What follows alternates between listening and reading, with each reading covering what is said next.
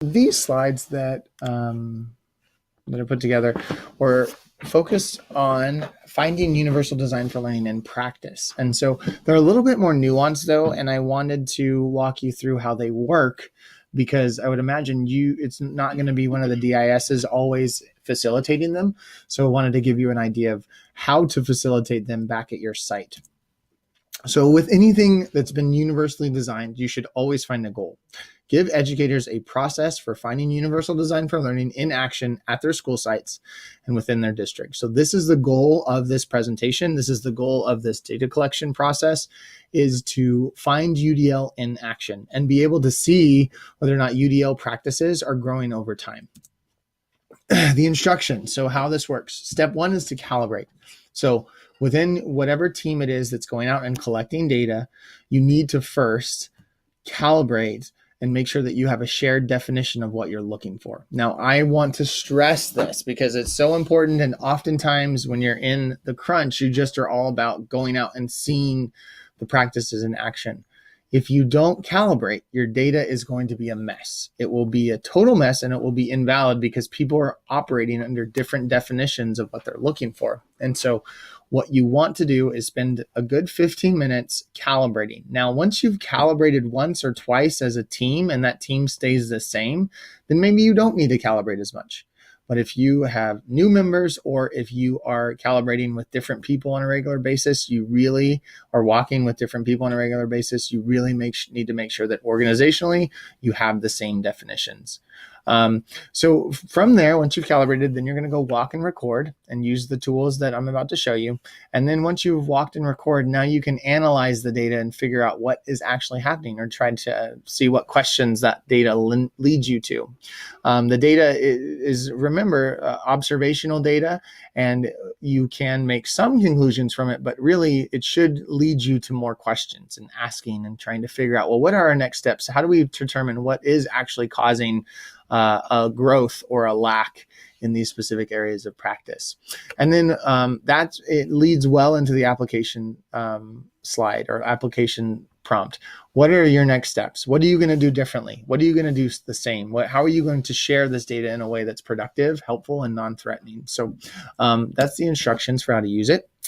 Now let's talk about the actual kind of nitty-gritty for calibration. So in a minute or in the next slide, there are a series of videos that you can watch. You can also calibrate by going out into a couple classrooms. Just know that those data that those classrooms produce isn't actually valid because you are operating under different definitions. So you're just using it as a real life experience, a way to practice, and then you'd throw out that data and go out and actually gather data based on your shared definitions that you developed because of this activity. So when you calibrate, you first need to determine, well, what are we going to look for as a group? What's our lens going to be in terms of UDL? Now, each of these, there's 5 different options here for 5 different lenses. You have a deep dive, that's all 3 principles. You have a welcome mat, that's just the top guidelines for each principle. You have the engagement only as a focus, you have representation only as a focus, and then you have action expression only as a focus. Now, each of these is a button that you can click. So, for example, here you could click this sheet and it will take you to make a copy, and then you can print this and go out and calibrate 1 sheet per observation. Or you could click this button here and it takes you to a data collection form that you can do that same process, same exact questions, yes and no questions, by the way, but you can do it digitally. The reason why we did yes and no questions is because I want to force you to be objective and to have to make a decision. The caveat to that is that means you have to be okay with no's. You have to be okay with not seeing something and marking as such. So once you've gone out, you've calibrated, then you're going to come back, and this folder is a place for you to gather your results if you did the Google form. The one thing I would ask is, if once you're done with this process, if you could delete your data because it's, again, not valid, and that frees up those forms for the next round of people who want to use them to calibrate off of. So your practice observation, you can, again, like I said in the previous slide, you can practice doing it in real life, which honestly, I think is the most authentic and best way. But let's say you're sitting at a district office and you don't have the ability to go out or the time to go out, then here are several videos that you can pull from that would allow you to do an experience where you calibrate based on a video. So here are the steps. Watch this video and record what you see. Don't talk to each other. Don't argue yet. There's plenty of time to argue, but that will be coming up. You're going to want to make sure that you come to your own conclusions and be willing and ready to have a defensible argument for why you came to your conclusions. At the end, compare your results with the other observers. Now, at this point, you're not having the conversation per se of why. You're just showing, here's what I said. And where there's agreement, so where you have like everybody in the room said yes, you don't really need to spend a ton of time there. You might visit the question, have a quick share of, okay, why did you say yes? Why did you say yes? But for the most part, you can see that we are saying and seeing the same things. It's where there's disagreement in this calibration process. Remember, we're trying to all look for UDL and have the same definitions for what we're seeing when it comes to UDL. So where you see like less than 80% agreement or even 90% agreement, that becomes a question that you need to pause on and entertain the conversation for. So what that means is if you have a person that marked, yes, I did see multiple representations of the concept, and then you have a person that marked, no, I did not see multiple representations of the concept, you need to have a conversation. You need to talk to each other and say, well, here's why I selected no here. And then that other person shares, here's why I selected yes. And from there, the group needs to decide using maybe a fist of 5 or something like that, 5 being we agree, 1 being we don't agree. Well, which definition are we going to move off of? Which one makes the most sense?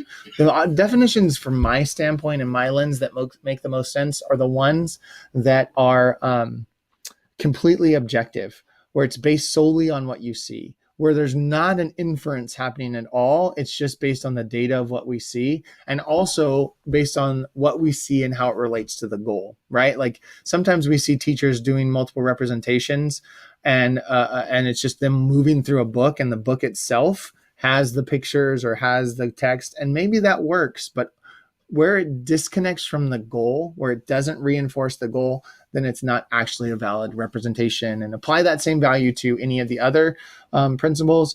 And this process may take a little bit of time. It may be really fast. The reality is the more you pour into it, the better it will be and the faster it will get over time. And so in my mind, the most efficient way to do something is to do it right and thorough the first time. And so the more effort you can put into this calibration process the first time, the better it's going to be and the more clean and clear your data will be. All right, so enough about that. That's the process for calibration. Once you've calibrated, you need to not do these forms anymore. You need to download and create your own forms that are for you. So on this slide here, it's towards the end. These forms are each clickable and they allow you to make a copy. So now, like the way a Google form works is that if everyone has the same form, then all the data is going to collapse into that one space. Whereas if one single school site wants their own data, then making a copy of it allows for them to have their own data that only they can see, only the people that calibrated can see.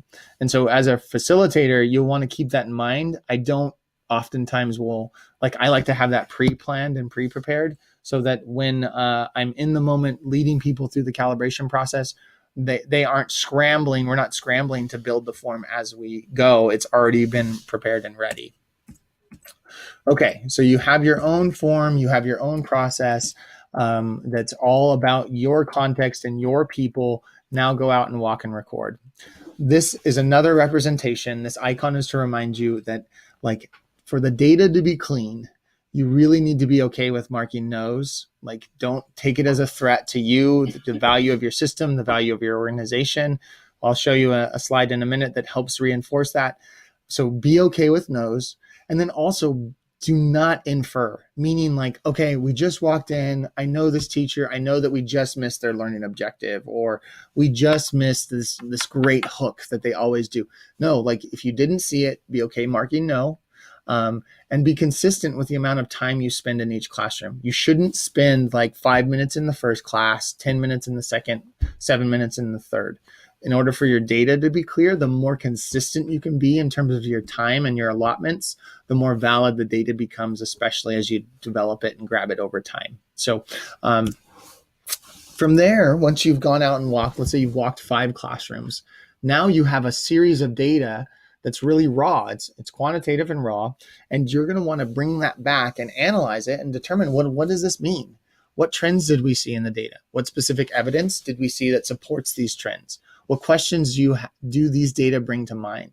So when you're analyzing the data, it should bring some conclusions about here's where we're at as an organization, but it also should bring up all sorts of questions. Here's what we need to go analyze. Here's the things we need to go figure out. Here's the PD that we need to ask and determine if it'll be helpful, or if it was helpful or fruitful or not.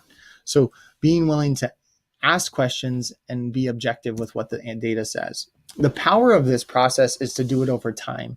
So, for example, if you do it as a one and done, and then show it to your staff or people, it's really going to be threatening and scary, because it's like, okay, well, that was our shot, and it was on a 5-minute window, and I don't even remember what that necessarily was. So using it as a once and done is not as effective as using it consistently over time. It's going to give you organizational calibration on what you're looking for, because that's a big question everyone asks when they're talking about UDL. What are we looking for?